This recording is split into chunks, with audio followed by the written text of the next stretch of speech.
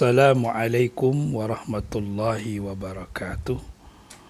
Alhamdulillahi rabbil alamin wal aqibatu lil muttaqin wala udwana illa 'alal zalimin wassalatu wassalamu ala asyrafil anbiya wal mursalin sayyidina Muhammadin wa ala alihi wa ashabihi ajma'in. Allahumma anfa'na bima 'allamtana wa 'allimna ma yanfa'una. Subhanaka la ilma lana illa ma 'allamtana innaka antal alimul hakim. Rabbi shrah li sadri wa yassir li amri wahlul 'uqdatam min lisani yafqahu qawli. Amin ya rabbal alamin. Teman-teman, semoga sehat selalu ya. Baik, tema kita atau materi kita pada pertemuan kali ini adalah tinjauan filsafat pendidikan Islam terhadap alat-alat pendidikan dan evaluasi. Alat-alat pendidikan ya, yang kita ketahui itu bisa berupa fisik ya, bisa berupa non fisik. Yang berupa fisik itu ya seperti ini sekarang ini alat pendidikan. Kita pakai Zoom, kemudian ada whiteboard, ada pena, ada pulpen, ada pensil, ada spidol. Kemudian ada pendukung-pendukung seperti internet. Ya, kalau dalam materi ada namanya PowerPoint ya. Ada juga PDF, macam-macam. Nah, itu disebut dengan alat pendidikan. Alat pendidikan yang paling yang sangat penting sekali itu pena. Karena pena itu di dalam Al-Quran sudah dijelaskan ya, surah Iqra atau surah Al-Alaq ayat yang keempat. Wa 'allama bil qalam.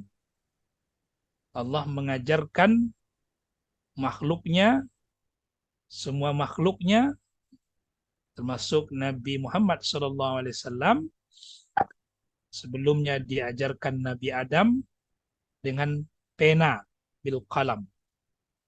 Nah, qalam itu adalah alat pendidikan. Jadi bagaimana kita bisa tercapai tujuan pendidikan kalau nggak ada alat? Maka alat ini menjadi seolah wajib ya. Jadi menuntut ilmu itu wajib, maka kita menyiapkan alatnya juga wajib. Sesuatu yang tidak sempurna, kecuali dengan cara adanya sesuatu yang lain, maka itu menjadi wajib. Belajar hukumnya wajib, dan penunjang-penunjangnya adalah juga wajib. Apa penunjang-penunjangnya? Yaitu diantaranya tadi, yang sangat penting itu pena. Itu disebut dengan apa? Alat pendidikan. Dan bisa dianalogikan kepada yang lain. Apakah itu buku tulis, ya, buku pelajaran, dan semua hal-hal yang menunjang tercapainya tujuan pendidikan. Kemarin apa tujuan pendidikan? Ya, tujuan pendidikan itu agar kompetensi yang dimiliki seseorang peserta didik atau kita sendiri itu bisa lebih baik, lebih bagus, lebih terarah, dan bisa dikembangkan. Itu tujuan pendidikan, dan tentu menciptakan peserta didik yang berpengetahuan, berkepribadian baik ya. Nah, kalau filsafat pendidikan Islam sudah jelas. Muaranya adalah, sumbernya adalah Al-Quran hadis ya. Yang anak didiknya harus ya berdasarkan kepada Islam, berdasarkan kepada Al-Quran dan hadis. Kemarin kurikulumnya harus juga seimbang. Jangan sampai berat ke dunia, lupa akhirat, kan begitu. Nah, jadi teman-teman, alat pendidikan itu ya, adanya alat pendidikan itu berfungsi untuk menunjang agar peserta didik itu menjadi baik, menjadi hebat, menjadi ya, berpengetahuan yang optimal, yang sempurna. luas. Tentu itu yang maksud dengan alat itu. Nah, jadi pena tadi yang Bapak sampaikan itu adalah merupakan alat pendidikan yang sangat penting, yang paling urgen di antara sekian alat-alat pendidikan. Makanya dalam Al-Quran, surah yang ke-68 itu ada nama surah Al-Qalam. Nun wal qalami wa ma yasturun. Demi pena, Allah bersumpah. Jadi yang pertama kali Allah ciptakan itu adalah pena, dan Allah suruh menulis. Tulis semua yang kamu ketahui. Ditulislah semua. Nama-nama, benda-benda, semua. Bahkan termaksud takdir manusia pun ditulis oleh kolam pena. Nah, teman-teman, jadi alat pendidikan itu ditinjau atau meninjau oleh filsafat pendidikan Islam itu sangat penting sekali.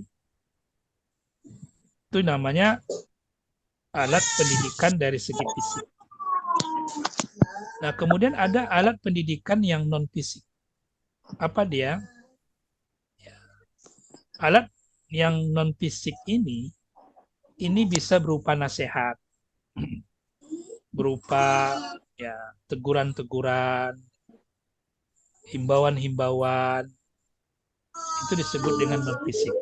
Informasi-informasi secara lisan, itu disebut dengan alat pendidikan yang non-fisik. Jadi yang sifatnya tidak berupa barang atau benda. Tapi kalau yang benda atau barang tadi itu yang bisa kita gunakan.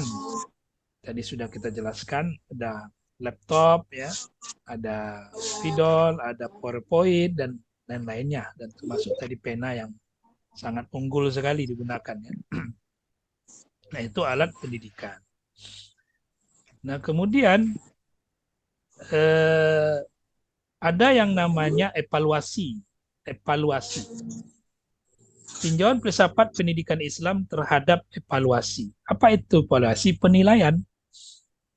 Jadi seorang guru itu di samping dia pandai dalam menyampaikan, dia bisa dalam mengevaluasi, menilai muridnya.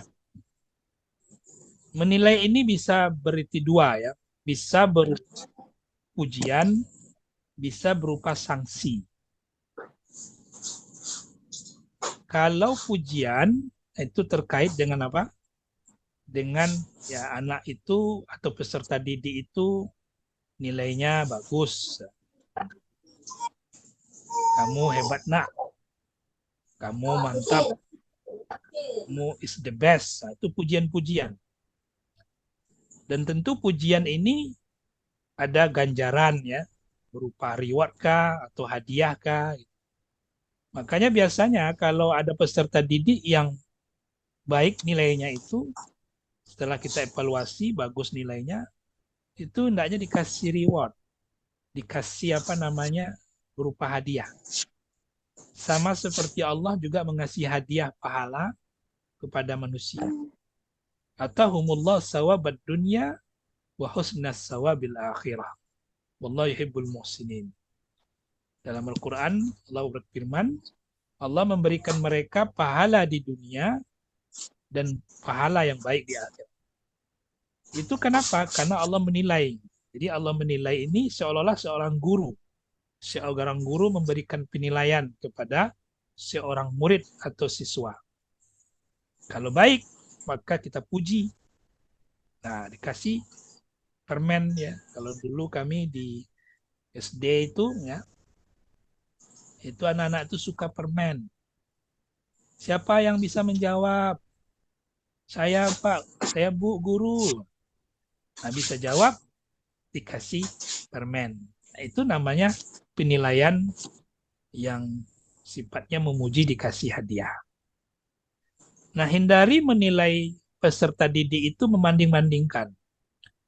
Jadi kamu ini ya, gak seperti dia, hebat seperti dia. Hindari seperti itu.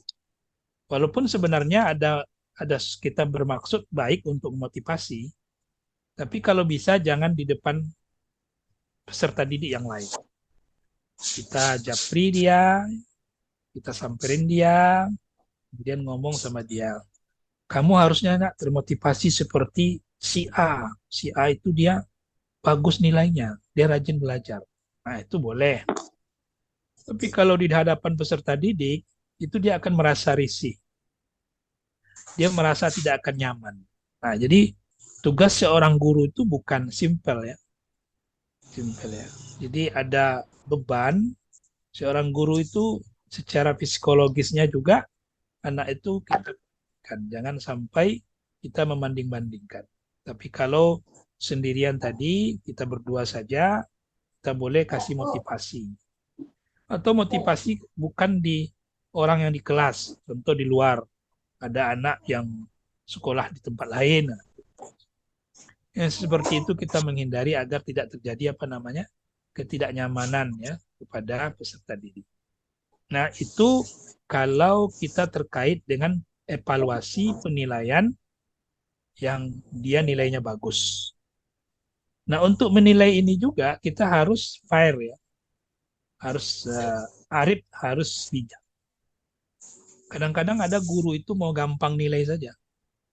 Ditengoknya wajah anak tuh gitu kan. Nah, ini anaknya baik nih. Kenapa? Ganteng dia. Kalau jelek wajah anaknya itu tuh ini tak baik nilainya nih. Tak boleh gitu. Kita menilai itu harus arif, harus bijak ya. Jadi harus diperiksa nih apa hasil karyanya itu. Jangan mentang-mentang apalagi di negeri ya. Negeri itu banyak kali muridnya. Satu kelas itu sampai sampai 40 orang. Nah, di situ tantangan bagi guru itu memeriksa hasil, mengkoreksi hasil. Jangan sampai guru itu karena dia malas, ya sudah, tengok nilai dilihat nilai dari segi wajah. Suka senyum baik nilainya, tak suka senyum tak baik nilainya. Tak boleh. Kalau kita ada ulangan atau pemeriksaan atau evaluasi tadi yang sifatnya ditulis, kasih nilai. Ya, kasih apa namanya poin. Jangan langsung kita memberi poin itu karena rasa, tidak. Karena itu ilmu yang didapatinya kemudian dijawab oleh dia, ya kita nilai. Jadi penilaian itu harus fair. Kemudian ada sanksi. Sanksi boleh nggak kita kasih? Ya boleh, sanksi boleh. Allah pun memberi sanksi kepada hamba-hambanya yang durhaka. Wa'lamu annallah syadidul iqab. Allah berfirman, ketahuilah Allah itu sangat-sangat besar, sangat-sangat sedih, sangat-sangat sulit azabnya, sanksinya kepada manusia yang tidak taat. Nah, jadi teman-teman, guru boleh kasih sanksi kepada murid yang jika dia melanggar, tidak mengerjakan PR, tidak mematuhi apa namanya perintah atau tugas-tugas yang diberikan kepadanya. Bagaimana sanksinya? Ya. Kalau dalam Islam kan sanksi itu kalau yang mencuri potong tangan kan begitu. Kemudian kalau yang berzinah dirajam, dijilid ya 100 kali. Kalau yang sudah menikah dirajam sampai mati. Kalau yang belum menikah dijilid sampai 100 kali, cambuk. Kalau membunuh dibunuh, kan begitu sanksi. Nah, tentu tidak pula kita terapkan seperti itu ya di negeri ini. Negeri ini sudah ada aturan-aturan yang dibuat oleh perundang-perundangan terhadap sanksi-sanksi. Namun sanksi dari guru pribadi boleh saja asal itu tidak ya mencederai ya peserta didik. Contoh ada mungkin guru dia main fisik. Maka kalau dia memukul jangan sampai pukulan itu menyakitkan. Rasulullah juga menyuruh seorang tua apabila anak berusia 7 tahun suruh dia sholat. Kalau tidak mau pukul. Kalau dia usia 10 tahun.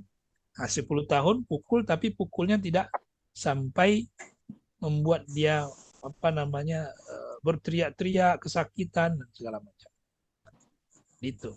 Ada mungkin guru juga menjewer telinga ya. Boleh asal itu tidak menyakitkan.